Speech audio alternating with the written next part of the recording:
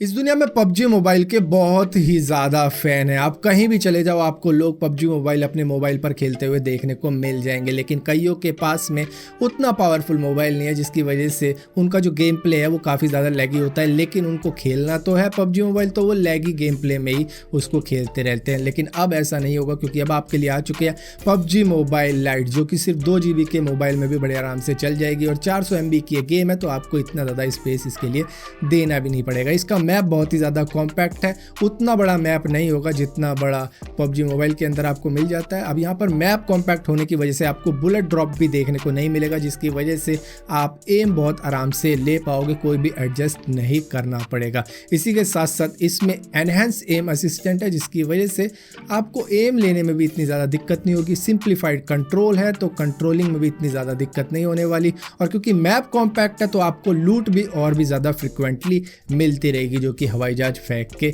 जाता है। तो आप डाउनलोड करो पबजी मोबाइल लाइट को और एंजॉय करो अपने उस फोन में, जिसके अंदर सिर्फ 2 GB ही रैम है। फिलहाल के लिए welcome to amazing random fact. मेरा नाम है भारत शर्मा, आप देख रहे हो देखो इसको। आशा करता हूँ आज का दिन आपको बहुत अच्छा बीत रहा होगा।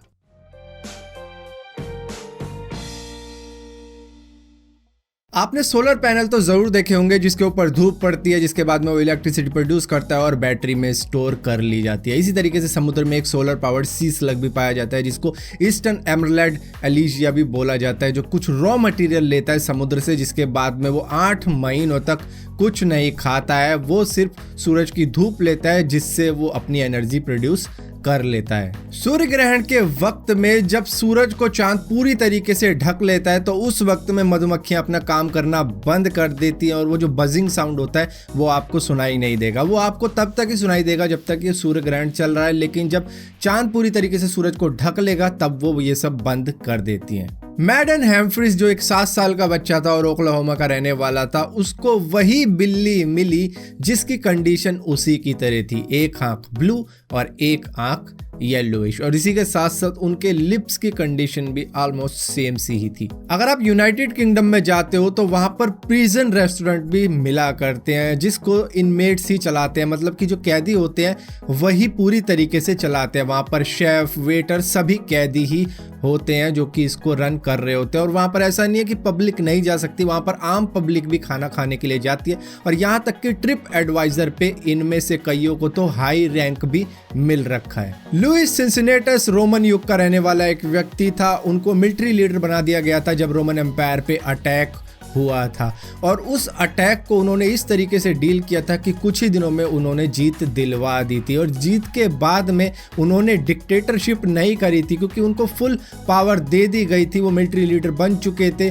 और उसके बाद में वो डिक्टेटरशिप भी कर सकते थे, लेकिन उन्होंने नहीं करी और उन्होंने अपनी ये डिक्टेटरशिप छोड़ दी। जिसके बाद में वो वापस अपने रियल काम यानी कि फार्मिंग पर चले गए थे, और उनको सम्मान देने के लिए उस सिटी का नाम पड़ गया था सिंसिनेटी। 1960 में यूएस के एक स्टेट ओहियो में एक काले रंग के व्यक्ति को local county golf club join करने से मना कर दिया गया था। उनका नाम था विलियम पवेल। जिसके बाद में ये बात उनके इतने ज़्यादा दिल पर लगी कि मेरे रंग की वजह से मुझे गोल्फ क्लब ज्वाइन करने से मना कर दिया गया। जिसके बाद में उन्होंने अपना खुद का गोल्फ क्लब बनाया और सभी के लिए फ्री कर दिया। चक यीगर की पसली की 2 हड्डियां टूट चुकी थी 2 रात पहले उनकी टेस्ट फ्लाइट से, जिसके बाद में वो वरीड हो गए थे अपनी इंजरी को लेके। लेकिन उन्होंने वो फ्लाइट उड़ाई थी अपने दोस्त की मदद से। वो उस टेस्ट फ्लाइट में बैठ गए थे, जिसके बाद में उन्होंने एक झाड़ू का जो डंडा होता है वो इस तरीके से फंसा लिया था ताकि उनकी रिब्स को कोई भी दिक्कत ना हो। जिसके बाद में वो दुनिया के पहले व्यक्ति बने थे जिन्होंने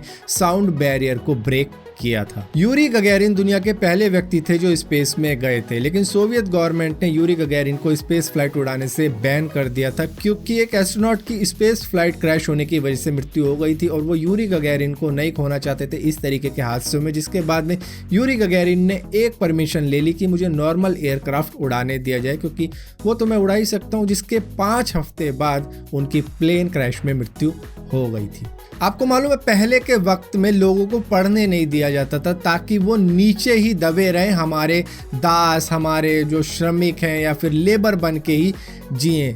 लेकिन यहाँ पर फ्रेडरिक डगलस ने ये बात नहीं मानी और उन्होंने खुद को पढ़ना सिखाया, जिसके बाद में पढ़ने के बाद में वो एब्लिशनिस्ट बन गए थे, यानी कि दास प्रथा के विरोधी बन चुके थे कि ये सब नहीं होना चाहिए, सबको पढ़ाई का हक मिलना चाहिए ताकि समाज में सबका हिस्सा सेम ही बने। मतलब पढ़ाई के बाद में आपको कई अपॉर्चुनिटी मिल जाती है तो वो वहाँ से शुरू हो जाती है। फेसबुक के बारे में तो आपको जितना बताऊं उतना ज़्यादा कम है। फेसबुक को $5 बिलियन की पेनल्टी लगी है यूज़र की प्राइवेसी से खिलवाड़ करने की वजह से। डाटा को इधर से उधर बेचने में लगे थे तो उनको छाप दिया $5 बिलियन का फाइन। और इसी के साथ साथ कुछ रिस्ट्रिक्शन भी लगाई गई है अब फेसबुक के ऊपर।